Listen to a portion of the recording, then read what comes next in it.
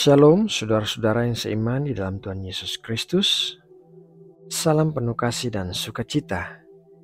Kiranya Allah Bapa senantiasa menaungi kita dengan tangannya yang penuh kasih dan kuasa, sehingga kita mengalami hal-hal yang luar biasa bersamanya. Saudaraku, mari kita mempersiapkan hati kita dengan berdoa sebelum masuk dalam renungan firman Tuhan. Aba Bapa, kami bersujud di hadapan-Mu dalam kerendahan hati kami saat kami bersiap untuk mendengar renungan firman-Mu yang hidup. Berikanlah kami mata untuk bisa melihat kebenaran-Mu dan hati yang bisa mengerti akan firman yang kami dengarkan. Kiranya hati kami menjadi tanah subur yang menerima benih firman-Mu sehingga kami dapat hidup sesuai dengan kehendak-Mu. Terima kasih ya Bapa atas pengajaran-Mu yang sebentar lagi kami terima.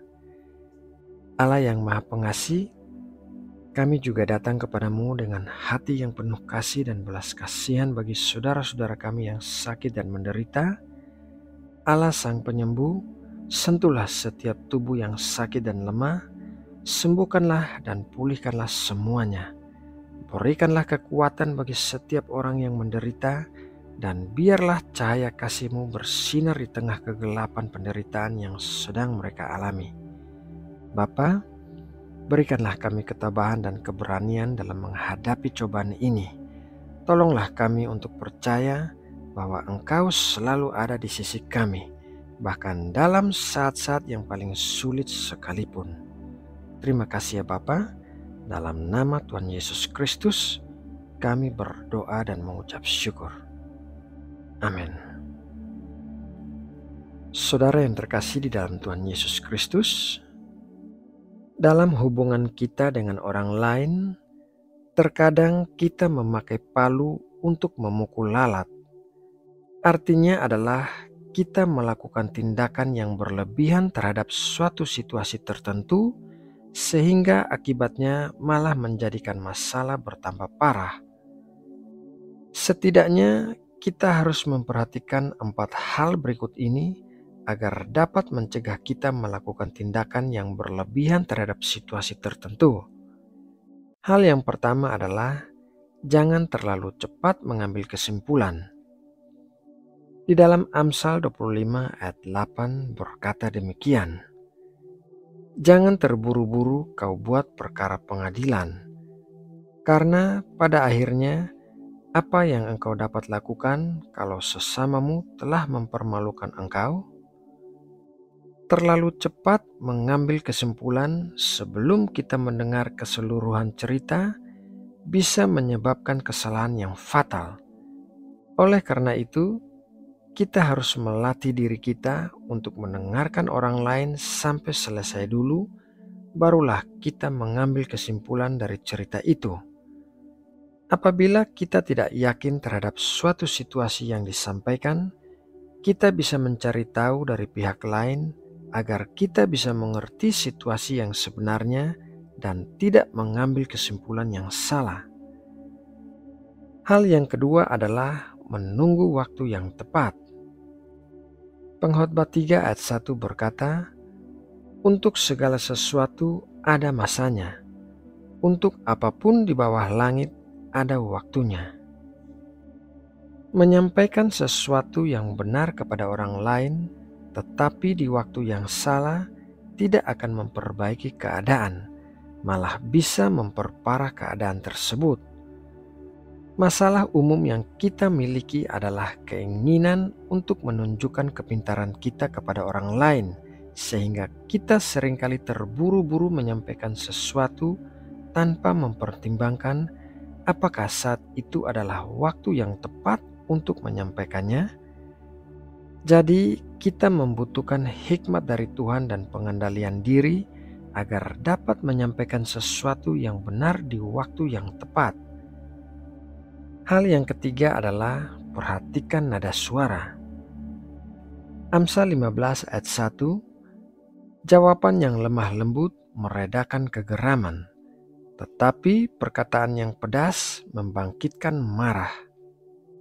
Kadangkala nada suara kita menyampaikan pesan yang salah kepada orang lain, Misalnya saja, orang-orang yang berasal dari suku tertentu cenderung berbicara dengan nada suara yang keras, bukan karena mereka selalu marah, melainkan karena nada bicara mereka memang seperti itu.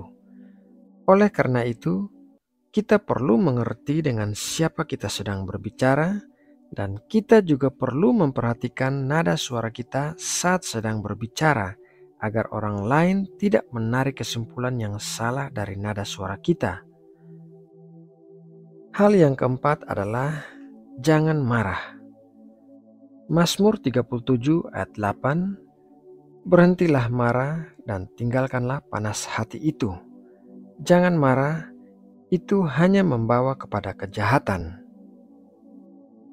Kemarahan adalah hal yang paling berpotensi untuk memperbesar masalah.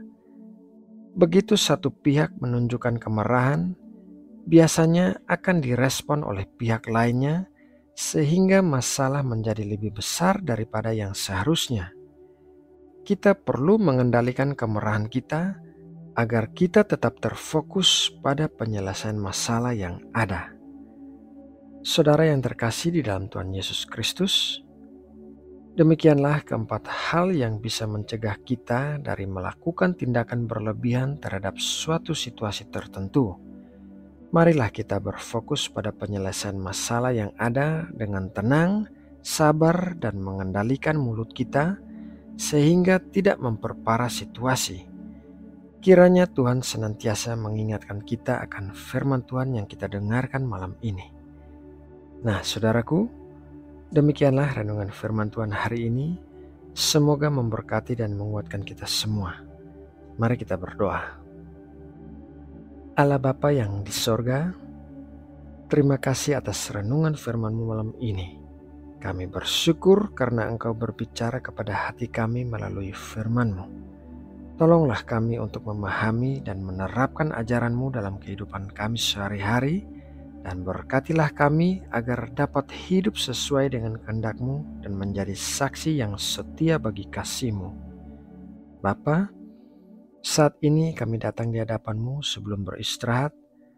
Kami bersyukur atas hari yang telah Kau berikan dan atas segala berkat-Mu yang melimpah. Kami memohon ampunan-Mu atas dosa-dosa kami dan memohon agar Engkau melindungi dan menjaga kami dalam tidur kami. Kiranya Engkau mengisi hati kami dengan damai sejahtera dan ketenangan, serta memberikan kekuatan bagi kami saat kami bangun kembali. Terima kasih Bapa atas kasih dan kemurahan-Mu. Ya Bapa, malam ini kami juga mau memanjatkan doa bagi bangsa Indonesia, tanah air yang kami cintai. Berkatilah bangsa ini dalam kebijaksanaan-Mu dan berikanlah hikmat kepada para pemimpin negeri ini untuk memimpin dengan integritas dan keadilan. Bimbinglah kami sebagai warga negara yang bertanggung jawab agar kami dapat berkontribusi untuk kemajuan dan kesejahteraan bangsa ini. Lindungilah dan berikanlah persatuan dan kesatuan di antara seluruh penduduknya, memupuk semangat gotong royong dan saling menghormati. Kami berdoa agar Engkau memberikan kemakmuran dan kedamaian bagi Indonesia. Terima kasih ya Bapa. Dalam nama Tuhan Yesus Kristus, kami berdoa dan mengucap syukur. Amin.